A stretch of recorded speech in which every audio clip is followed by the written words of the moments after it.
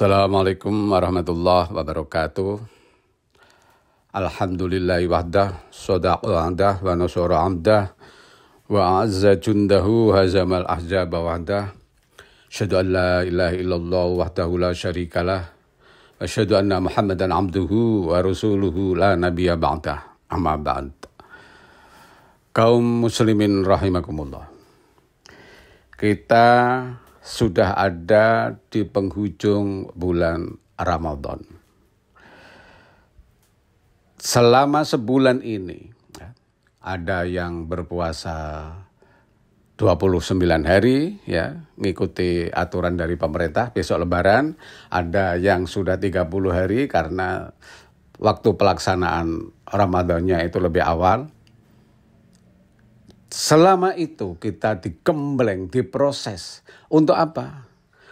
Sebetulnya bukan untuk menyenangkan Tuhan. Tidak. Untuk menemukan jati diri kita. Kita itu manusia. Manusia itu hidup antara dua kutub. Kutub yang dihuni oleh para malaikat. Dunia yang dihuni oleh para malaikat. Itu saya sebut poros kanan. Kemudian ada poros kiri, kutub kiri, yaitu kutub atau dunia yang serba kebinatangan, serba nafsu-nafsu amarah, serba dengki, iri, dendam, hubbud dunia yang luar biasa. Ini kutub kebinatangan. Kutub hayawan. Kita itu ada di tengah-tengah. Kita pasti tidak bisa seperti malaikat. 100% pasti tidak bisa. Karena kita manusia. Demikian juga.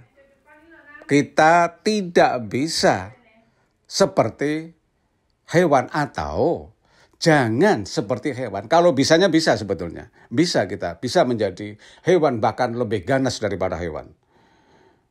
Hewan tidak ada cerita ya. Bapak memakan anaknya atau anak memakan bapaknya, membunuh anak bapaknya dan sebagainya. Kalau manusia bisa. Artinya apa? Manusia lebih bengis daripada hewan. Tetapi kita juga tidak bisa tadi yang saya sebutkan 100% seperti malaikat. Kecuali, ini ada kecualinya. Kecuali orang-orang tertentu. Rasulullah SAW misalnya, derajatnya, tingkatannya di atas semua para malaikat. Itu lain ya. Tetapi kita sebagai manusia biasa itu hidup antara tengah-tengah itu tadi. Kemudian kaum muslimin rahimakumullah, selama 29 hari atau 30 hari ini kita sudah digembleng sedemikian rupa. Sekali lagi, bukan untuk menyenangkan Tuhan, tidak.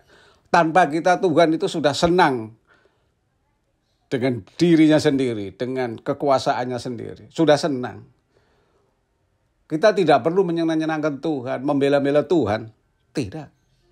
Tetapi kita dituntut untuk mendekatkan diri kepadanya. Itulah proses pembentukan jati diri kita sebagai manusia. Semakin kita jauh dengan Tuhan, kita akan semakin hina. Kita akan semakin rugi. Kita akan semakin kehilangan jati diri. Kemudian Ramadan inilah proses pendekatan diri kita kepada Tuhan. Proses pembentukan diri untuk menjadi kita sebagai manusia. Kemudian para pendengar rahimakumullah. Setelah kita masuk hari-hari biasa, sudah Idul Fitri, kemudian kita melakukan tradisi di Indonesia yang biasa kita lakukan, silaturahmi dari kepada tetangga, kepada yang lebih tua dan seterusnya. Apakah kita itu harus kembali lagi kepada kehidupan semula? Inilah tolok ukur kalau puasa kita diterima atau tidak. Kalau puasa kita diterima, kita melakukan dengan ikhlas dalam proses pembentukan jati diri itu tadi, maka setelah Ramadan kita itu akan ada perubahan ke yang lebih baik. Ibaratnya kita cenderung ke arah yang ke kanan itu tadi. Ya. kedekatannya semakin terus dipupuk, terus dibina kepada untuk dekat kepada Allah. Untuk takarub kepada Allah itu artinya kita dekat dengan sumber kebenaran. Yang tadinya salat 5 waktu agak malas-malasan, setelah Ramadan, setelah Idul Fitri, kita tingkatkan itu. Tambahi sholat malam. Kepedulian sosial kita, ibadah sosial kita kepada sesama, kita tingkatkan. Ini yang dalam konteks Islam adalah kita disebut sebagai kehidupan yang religius.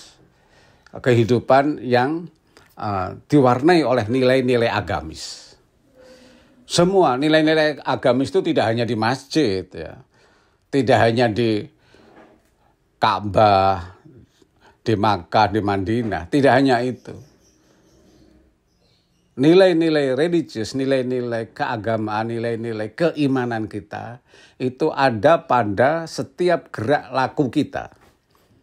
Di kantor, kita tepat waktu, mengerjakan pekerjaan-pekerjaan yang menjadi tugasnya, kemudian tidak korupsi, itu ibadah. Itu religius. Di pasar berdagang, pedagangnya tidak ngapusi, tidak terlalu banyak untuk mendapatkan untung atau riba, ada sifat menolong kepada pembeli, itu ibadah, itu religius.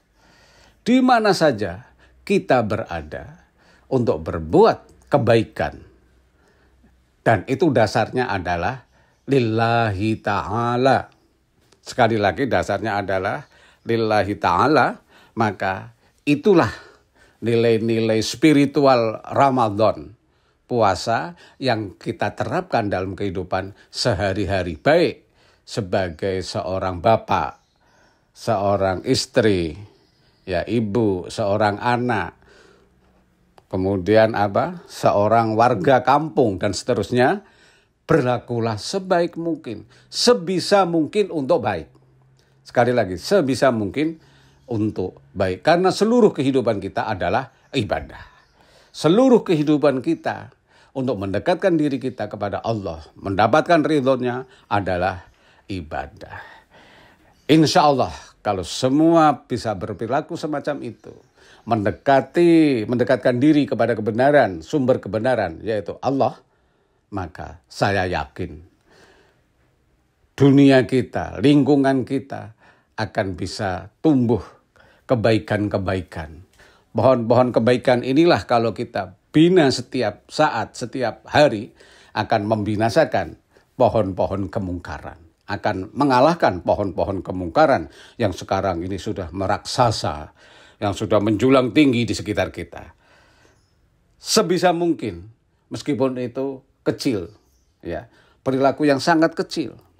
Misalnya menyingkirkan paku ada di jalan, kita buang biar biar orang tidak kena paku ini. Ibadah. Apalagi sampai mengeluarkan harta benda, barang 100 rupiah dikasihkan kepada orang yang membutuhkan. Ibadah.